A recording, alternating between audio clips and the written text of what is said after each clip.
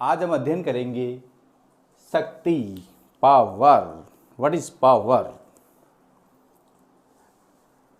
व्यवहारिक जीवन में पावर अलग है, विज्ञान में पावर अलग है। जो विज्ञान में पावर है उसके बारे में हम बात करेंगे कि कार्य करने की दर को शक्ति कहते हैं। कार्य करने की दर को शक्ति कहते हैं। कार्य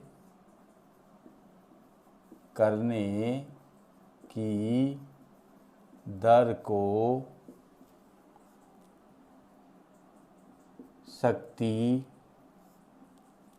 कहते हैं।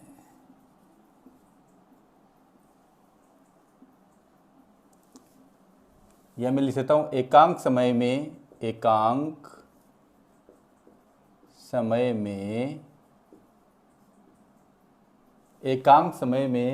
कार्य करने की दर को शक्ति कहते हैं। पिछले कई वीडियो में आप बता चुका हूँ कि जहाँ पर एकांक समय आता है और दर आता है तो वहाँ पर एकांक समय बटे में आता है और कार्य हंस में आएगा। शक्ति को P से प्रदर्शित करते हैं। शक्ति को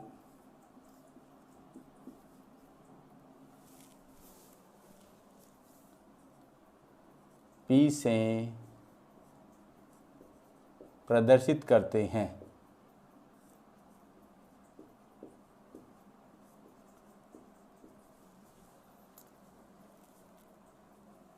P इजिकल टू या शक्ति is equal two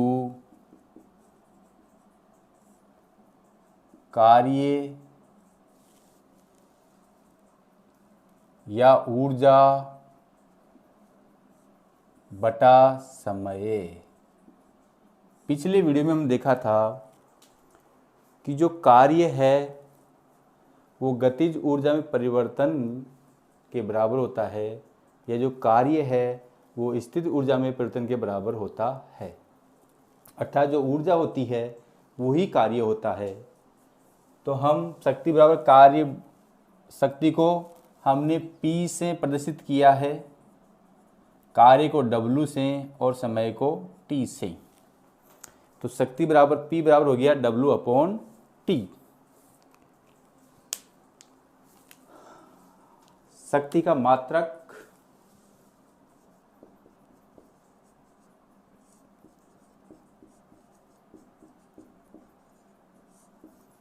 unit of power,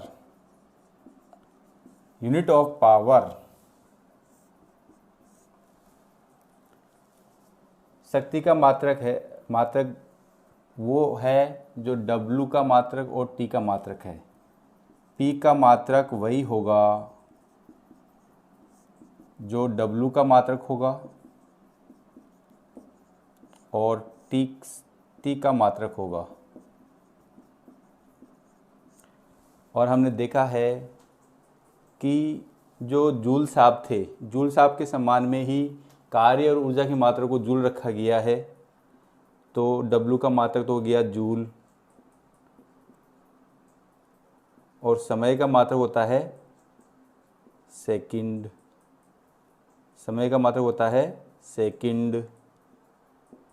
ये हम SI पद्धति की बात कर रहे हैं। और जूल प्रति सेकंड को हम वाट कहते हैं। जूल प्रति सेकंड को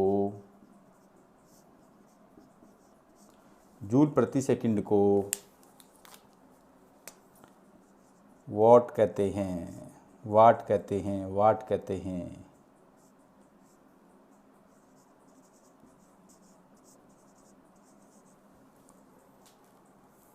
अर्थात जूल प्रति सेकंड किसी बराबर हो जाएगा? वॉट के बराबर हो जाएगा।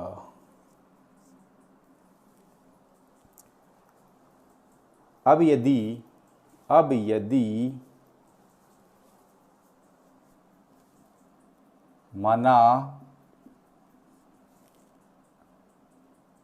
ये समीकरण नंबर 1, माना W बराबर 1 जूल और t बराबर 1 सेकंड हो तो P बराबर 1 जूल बटा 1 सेकंड बराबर 1 वॉट हो जाएगा।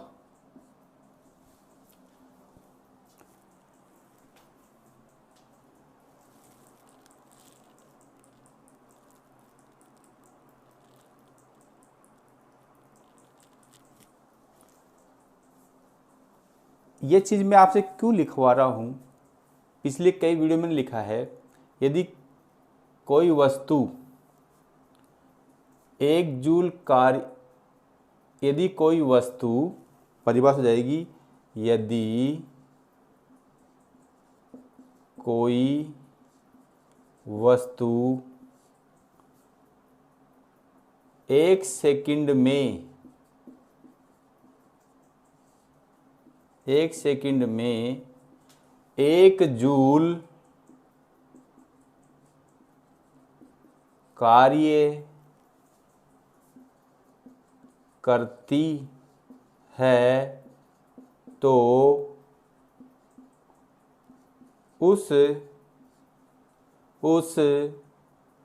यदि कोई वस्तु 1 सेकंड में 1 जूल कार्य करती है तो उस वस्तु की शक्ति 1 वॉट के तुल्य होती है।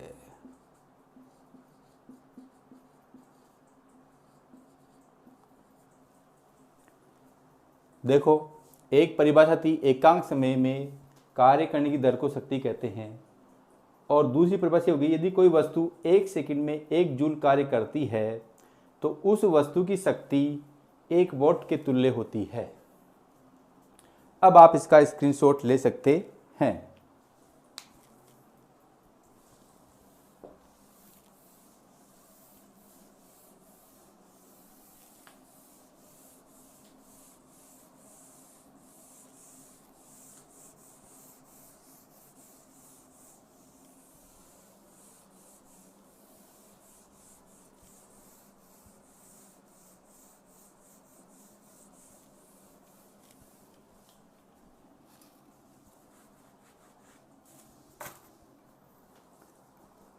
इसके बाद में ऊर्जा का व्यावसायिक मात्रक, या मैं यूँ कह सकता हूँ शक्ति का मात्रक किलोवाट घंटा भी होता है। शक्ति का मात्रक किलो वॉट भी होता है, और 1 किलो वाट बराबर होता है 1000 वाट, क्योंकि हम जानते हैं कि P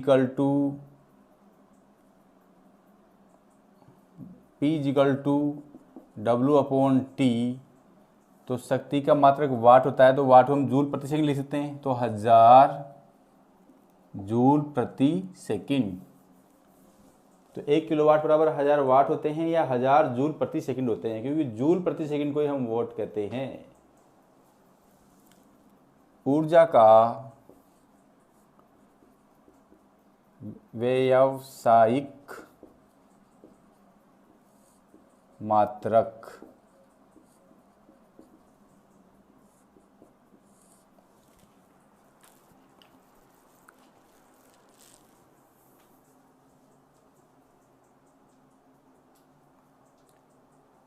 ऊर्जा का जो व्यावसायिक मात्रक होता है वो किलोवाट घंटा होता है।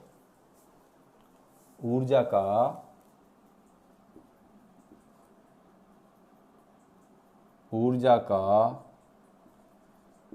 व्यावसायिक मात्रक किलो वाट घंटा, या इसे हम लिखते हैं 1 किलो वाट आवर होता है। तो 1 किलोवाट की है, यदि हम परिभाषा लिखना चाहें, 1 किलोवाट घंटा की परिभाषा, 1 किलोवाट घंटा ऊर्जा की वह मात्रा है, 1 किलोवाट घंटा ऊर्जा की वह मात्रा है, ऊर्जा की वह मात्रा है जो 1 किलोवाट यानी कि 1 किलोवाट का उपकरण को, 1 किलोवाट के उपकरण को, 1 किलोवाट के उपकरण को 1 घंटे तक उपयोग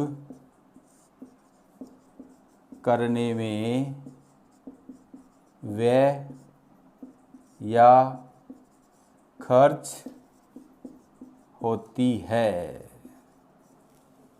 1 किलोवाट घंटा ऊर्जा की वह मात्रा है जो 1 किलोवाट के उपकरण को 1 घंटे तक उपयोग करने में व्यय होती है, उसे हम 1 किलोवाट घंटा कहते हैं। और 1 किलोवाट घंटा होता है 1 किलोवाट आवर। देखो 1 किलोवाट में होते हैं 1000 वाट और आवर में होते हैं 60 × 60 सेकंड। और वाट को हम लिख सकते हैं, वाट को क्या लिख सकते हैं, जूल प्रति सेकंड, जूल प्रति सेकंड इंटू 60 × 60 एस। ये आपका एस से एस कट गया तो 6 को 6 से मिलाकर 36 आएगा। 1 2 3 4 5 0 10⁵ जूल। अब हम क्या करते हैं, 36/10 × 10 कर देते हैं, इसे वैज्ञानिक पद्धति में लिखने के लिए। तो 36 में 10 का भाग देंगे तो इकाई की ओर से एक अक्षर छोड़ दशमलव लग जाएगा और 10⁻1 और 5 6 जूल। तो 1 किलोवाट घंटा में 3.6 × 10⁻6 जूल होता है। अब आप इसका स्क्रीनशॉट ले सकते हैं। अब इससे संबंधित हम एक उदाहरण और देखेंगे।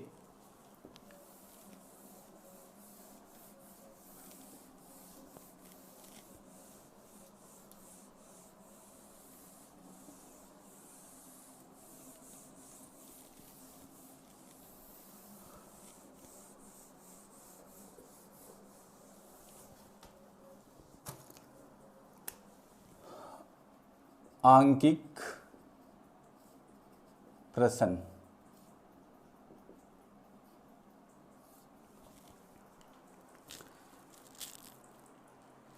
साठ वाट का एक विद्युत बल्ब प्रतिदिन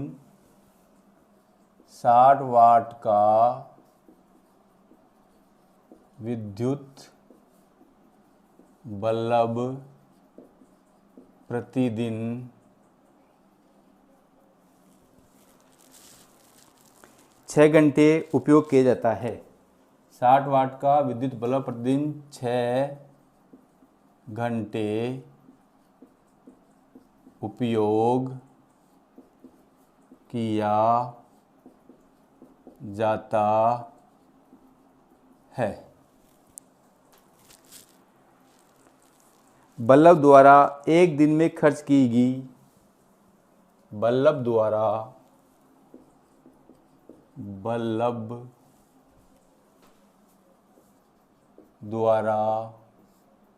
एक दिन में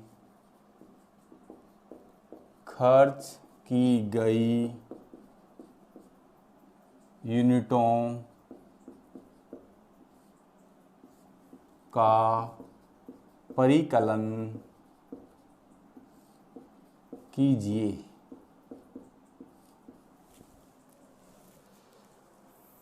तो सबसे पहले लिखेंगे हम हल।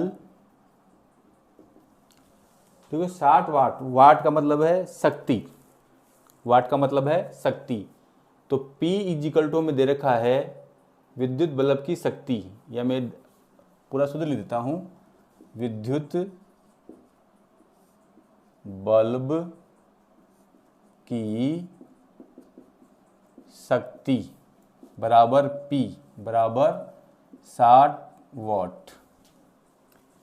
क्योंकि हम यूनिटों की संख्या निकालने के लिए वाट को किलो वाट में चेंज करते हैं, तो हम जानते हैं कि 1 किलो वाट में 1000 वाट होते हैं। तो 1 वाट में 1/1000 किलो वाट होंगे। तो 60/1000 किलो वाट बराबर, एक जीरो से एक जीरो कैंसिल, एक और 2 अक्षर छोड़ के दशमलव किलो वाट। समय कितना दे रखा है? समय बराबर T बराबर 6 घंटे। तो हम जानते हैं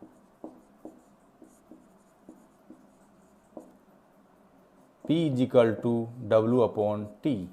तो W बराबर P इंटू T। P का मान कितना है? 0.06 इंटू T का मान कितना है? 6। 6 को 6 से गुणा करूँगा 36, 2 अक्षर छोड़ के दशमलव, ये किस में है? P किलो वाट, H किस में है? आवर में, किलोवाट आवर। और हम 1 किलोवाट आवर को ही यूनिट कहते हैं। ये एक नोट करके लिख दीजिए, 1 किलोवाट आवर को ही एक यूनिट कहते हैं। 1 किलोवाट आवर को ही एक यूनिट कहते हैं। अतः बल्ब एक दिन में 0.36 यूनिट खर्च करेगा। अतः बल्ब एक दिन में 0.36 यूनिट खर्च करेगा। अतः बल्ब एक दिन में 0.36 यूनिट खर्च करेगा। इस प्रकार के और अधिक क्वेश्चन देखने के लिए आप पाठ्य पुस्तक में हल भाग में भी देख सकते हैं और अभ्यास भाग में भी देख सकते हैं। आप मेरे चैनल में और अधिक वीडियो देखने के लिए government.vlogs यूट्यूब चैनल को लाइक, सब्सक्राइब और कमेंट्स करना नहीं भूलें। Thank you. मॉर्निंग स्टूडेंट्स, आज हम अध्ययन करेंगे रेखीय संवेग और गतिज ऊर्जा में संबंध।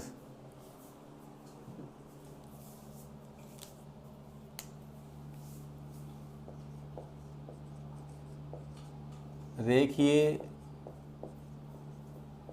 संवेग वह गतिज ऊर्जा में संबंध, relation between linear momentum and kinetic energy. तो today study about relation between the linear momentum and kinetic energy। हम जानते हैं कि जो काइनेटिक एनर्जी होती है वो 1/2 mv² होती है। यदि इसको मैं ऊपर और नीचे m से गुणा कर दूं तो कोई फर्क नहीं पड़ेगा। ये हो जाएगा आपका m² v² बटे 2m। इसको मैं लिख सकता हूँ एम वी का होल स्क्वायर अपॉन 2m बराबर काइनेटिक एनर्जी। ये काइनेटिक एनर्जी को मैं कैसे लिख लेता हूँ, केवल कैसे। और हम जानते हैं कि जो रेखीय संवेग होता है, रेखीय संवेग बराबर द्रव्यमान इंटू वेग। तो P equal to M V, समीकरण 1 वह 2 से। तो K इक्वल टू जाएगा M V equal to V P square upon 2m। ये आपका हो गया समीकरण नंबर 3। मैं चाहूँ तो इसको अपॉन 1 करके क्रॉस मल्टीप्लिकेशन कर दो, पी स्क्वायर इक्वल टू जाएगा 2m के, या P इक्वल टू जाएगा अंडर रूट 2m के। Equation number 4।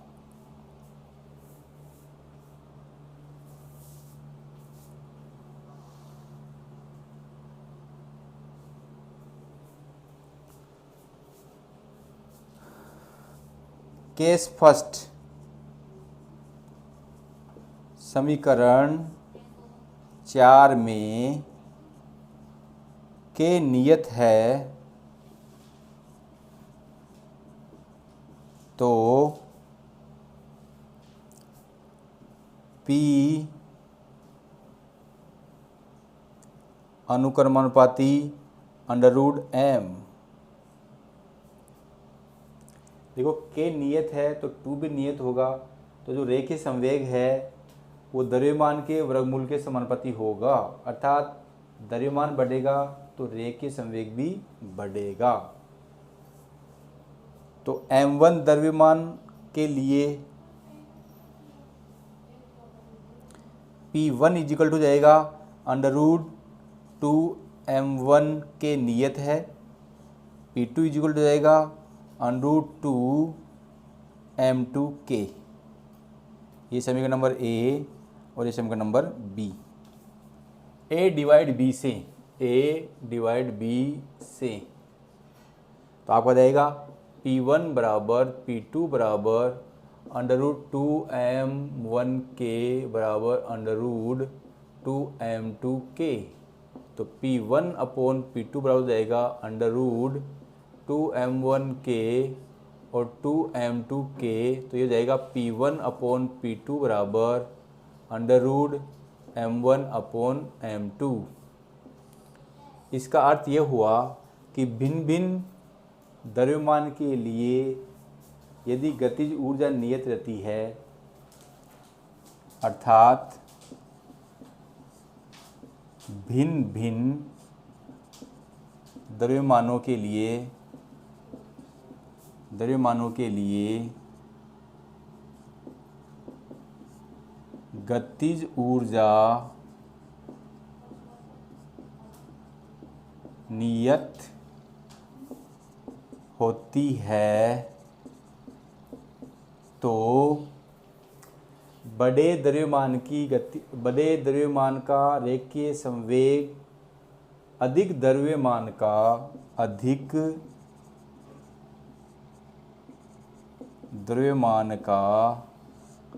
रैखिक संवेग अधिक होगा।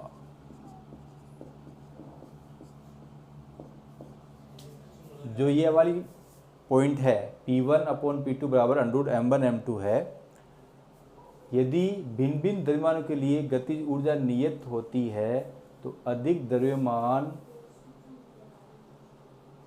का रैखिक संवेग अधिक होगा, अधिक द्रव्यमान का रैखिक संवेग अधिक होगा, और कम द्रव्यमान के पिंड का रैखिक संवेग कम होगा।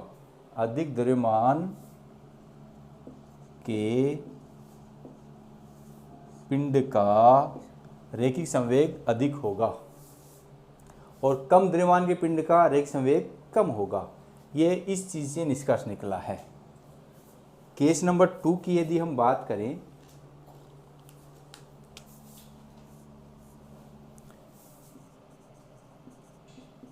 केस नंबर 2,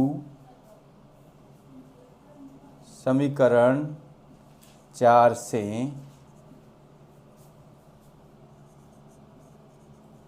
द्रव्यमान नियत है तो द्रव्यमान नियत है तो अब द्रव्यमान नियत है, टू भी नियत है, तो रैखिक संवेग अनुकरणपाती अंडररूट गतिज ऊर्जा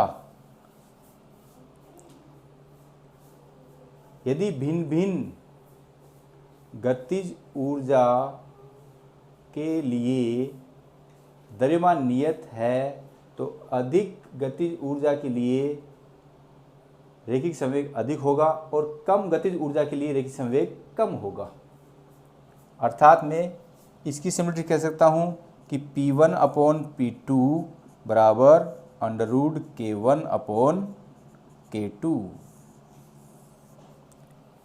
सेम प्रोसेस है। भिन्न भिन्न गतिज ऊर्जा के लिए पिंडों का द्रव्यमान नियत है तो अधिक गतिज ऊर्जा वाले पिंड की रैखिक संवेग अधिक होगा और कम गतिज ऊर्जा वाले पिंड का रैखिक संवेग कम होगा। ये निष्कर्ष नंबर 2 में निकल सकता है। अब आप इसका स्क्रीनशॉट ले सकते हैं।